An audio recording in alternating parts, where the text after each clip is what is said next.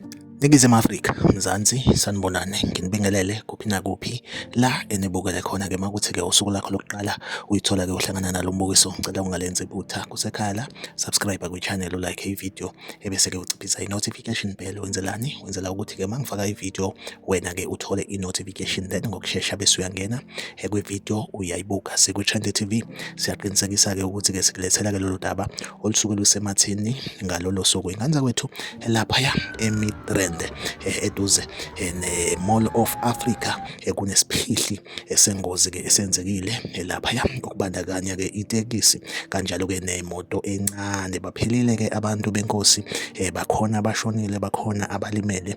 So bafethu-ke ividiyo kunayo, njengoba-ke nani-ke nazi ukuthi-ke angiwafaki amavidiyo anyantisa igazi kumavidiyo engiwaphostayo ku-YouTube, but-ke ukhona-ke u-WhatsApp number wami. Uma uyidinga le video engakwazi ukuthi-ke ngusendele lesiphihli esengozi esenzeke laphaya eduze ne-Mall of Africa. Like ividiyo, subscribe kwi-channel, uphinde ucommente kwi-comment section ungitshela ukuthi kuthini ukuphawula kwakho ngalolu daba. Ziku-Trend TV ngizohlezi ngikhona ngulethela-ke indaba eyisemathini usuku nosuku. Ahlangabezane kwividiyo elandelayo.